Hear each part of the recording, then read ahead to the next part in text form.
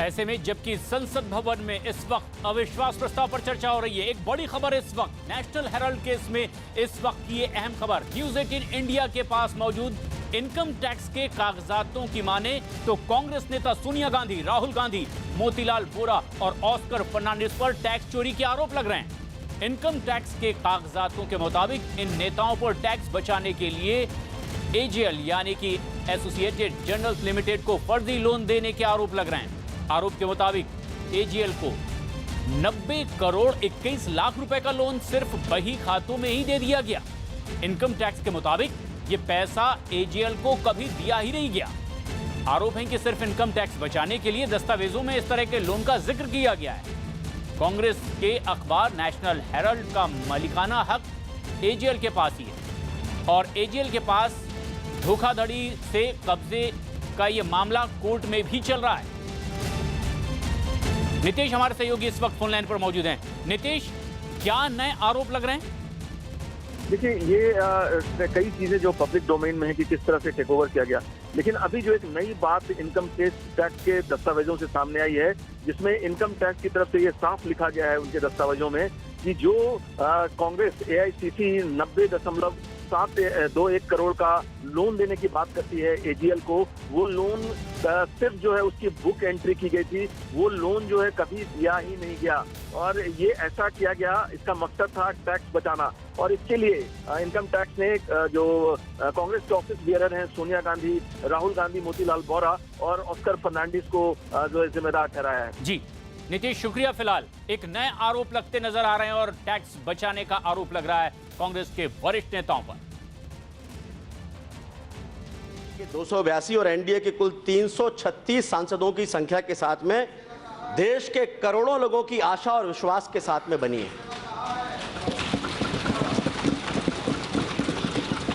और इसके बाद भी इतने भारी बहुमत से चुनी हुई और बनी हुई सरकार के खिलाफ देश के कुछ राजनीतिक दलों का अविश्वास प्रस्ताव लेकर आना, वो भी ऐसे राजनीतिक दलों का जो राजनीतिक और वैचारिक रूप से हमेशा से एक दूसरे का पुरजोर विरोध करते रहे हो, यह साबित करता है कि कांग्रेस को आज भी एक ही परिवार से बनी हुई सरकार के अलावा देश में कोई भी दूसरी सरकार स्वीकार नहीं है।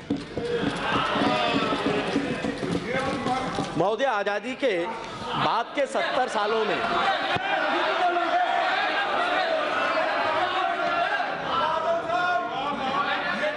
महोदय,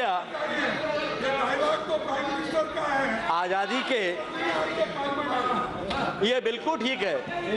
मैं इसमें एक बात और जोड़ना चाहता हूं कि वास्तव में ये जो अविश्वास प्रस्ताव है, ये देश समझ नहीं पा रहा कि अलग अलग राज्यों में अपने खिसकते हुए जनाधार को बचाने की कोशिश है या 2019 में देश के प्रधानमंत्री नरेंद्र मोदी जी के नेतृत्व में जो विजय की यात्रा चल रही किए गए कार्यों के आधार पर उसको रोकने की असफल कोशिश है। लेकिन इसका जवाब देश की जनता आने वाले समय में देगी। महोदया, आजादी के बाद के इन 70 सालों में से 48 साल तक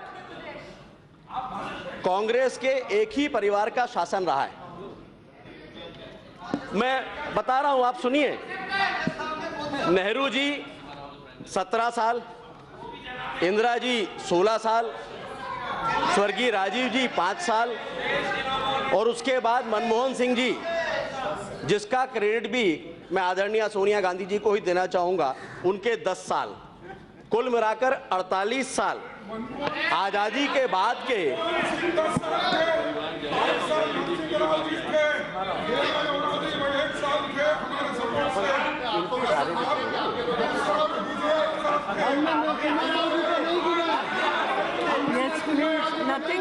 अध्यक्ष महोदया, ओनली राकेश सिंह स्टेटमेंट। अध्यक्ष महोदया, खड़गे जी क्यों इतना बेचैन हो रहे हैं मुझे पता नहीं। आप अपनी बात करें। आप इतना बेचैन क्यों हो रहे हैं? इसी परिवार के कारण कर्नाटक में आप मुख्यमंत्री का चेहरा नहीं बन पाए।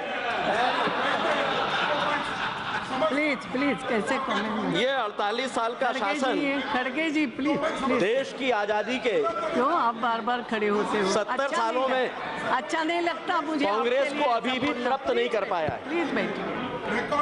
यस राकेश जी।